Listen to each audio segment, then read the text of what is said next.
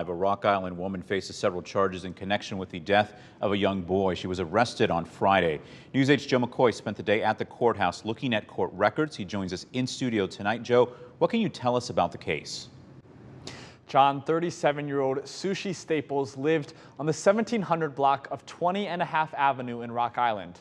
That's where police found the body of her son, Zion Staples.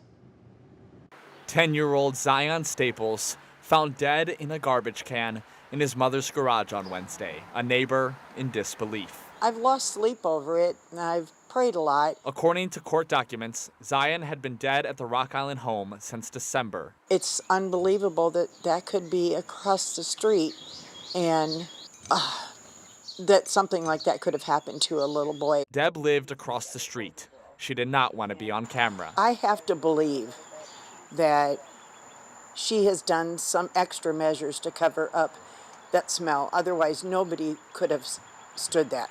Nobody. Zion's mother, Sushi Staples, has been charged with obstructing justice, failure to report the death of a child under 13, and concealment of a death. At one point, she chased her husband down the driveway and said she was going to pop him, and she was wielding a handgun. Deb wondering, like many of us, how it's taken 7 months to find Zion and what tipped off police to come to the house. I had a dead raccoon in my backyard, and we put it in a garbage can and put it, in a garbage bag, and then put it in a garbage can, and I couldn't even stand the smell waiting for garbage day.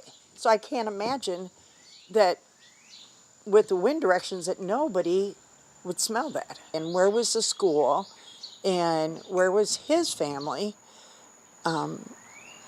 Nobody seemed to come over there and question it. Deb says 2 little girls also lived there. This summer, I've seen the 2 little girls playing with their little white puppy, and one day I said, "Cute puppy," and they giggled and ran back over there. This tragedy hitting literally too close to home. I just can't fathom, after having 11 grandkids, that anybody could do something like that, or nobody. Being a grandparent, I would notice that one of my grandkids was missing. And according to a criminal complaint, Staples lied to an officer about the whereabouts of her son, claiming she had no son at all and that his birth certificate was fraudulent. Staples has not been charged for the death of her son. John. All right, thanks, Joe. Now, Staples is being held on $500,000 bond. Her next court hearing is August 15th at 8:30 in the morning.